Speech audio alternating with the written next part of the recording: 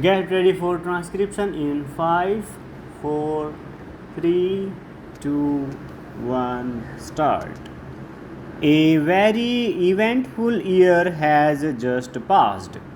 The common man has reaffirmed his belief in democratic values and restored our distinction as the largest living democracy in the world. On this occasion, each one of us has to ask ourselves in all humility whether we have followed the inspiring example set by the leaders of this ancient land. Have we comprehended the new national ethos and adequately responded to it? In this context, it is disappointing that the professional classes as well as business and industry have not shown sufficient evidence of their being prepared to accept their share of national responsibility. The future is unfolding itself.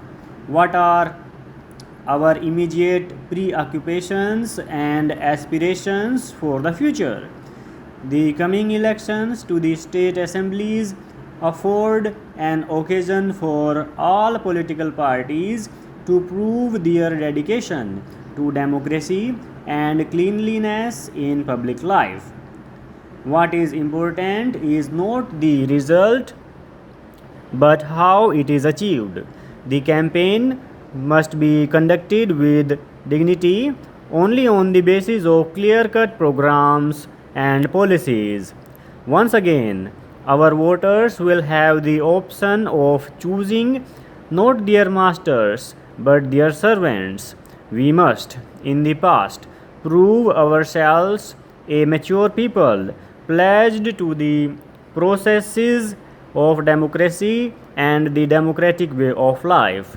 Our people should be enabled to exercise their franchise without fear or hindrance. My government will guarantee this. The basic birthright of every eligible voter. Let the free will of the people prevail and all will be well, whatever the result. This is my firm belief. Many problems loom large on the horizon. We must face them with courage and self confidence.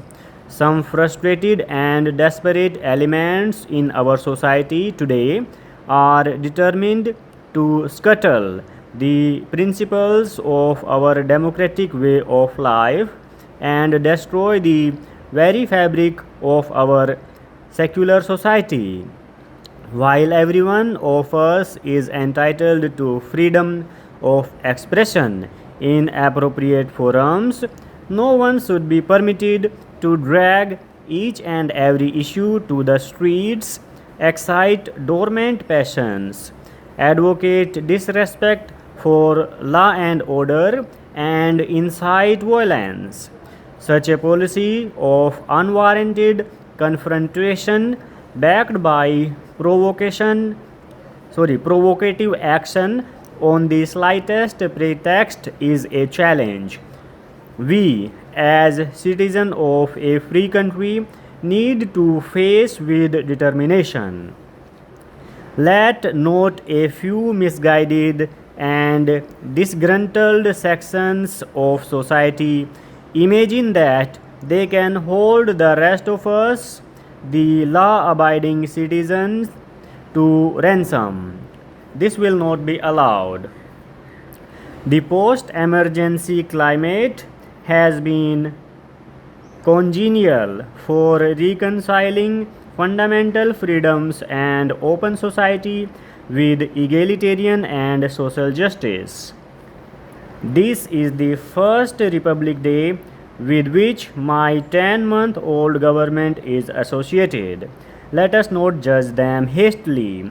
Let us rather take note of what has been achieved. It has restored to public life the essential attributes of a mature democracy. On the economic front, my government has sought to concretize the Gandhian concept of employment-oriented rural development and to bridge the socio-economic disparity between the urban and the rural areas. For the first time since independence, our political life is not dominated by one monolithic political party. Today, men of good conscience but with varying shades of political opinion are working together for the good of the nation. This is in itself a great achievement. Let us not isolate and exaggerate honest differences of opinion and unwittingly perhaps undermine the principles of collective responsibility on which good government is based. For once in our history, we stand united as a nation. India is one nation, and Indians are one people. Let no one underestimate our strength or take us for granted. Our continued progress on the agricultural front and our determination to reach the benefits of planned development to the rural areas and to the economically weaker sections of society will better the quality of life of millions of our countrymen. This requires resolute political will and determined administrative action. To our sound and broad based scientific and technological achievements, which have been acknowledged all the world over, we have handsomely coupled research and development to take care of the future. Today, we are recognized as one of the 10 most industrially advanced nations in the world. India's very significant manpower contribution to the United Nations pool of technical and administrative talent and experience is matched only by our bilateral technical assistance programs to our friends in Africa, Southeast Asia, and West Asia. While we may take justifiable pride in these achievements, we must guard against complacency in thought and action. On the other hand, we must forge ahead with hard, dedicated work and the determination to succeed not only as individuals but as a nation. Our administration, relieved of its recent traumatic experience, is fortunate to have firm, dynamic political leadership.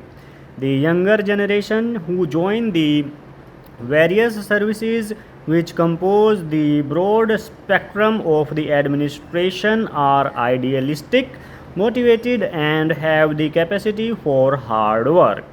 Let us forge out of these qualities a result oriented instrument to implement our plans for the future and to build the India of our dreams now onwards.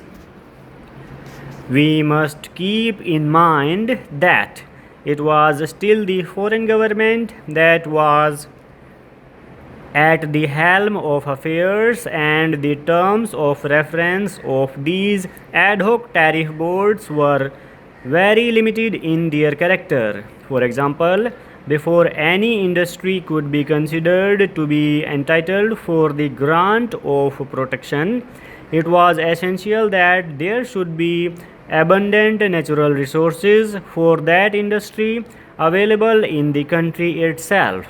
There should be a local market for its produce. There should be real potentialities for its development and its development at a rapid pace. Even then, the protection was afforded only for limited periods, and that too only in case where a certain industry could stand foreign competition.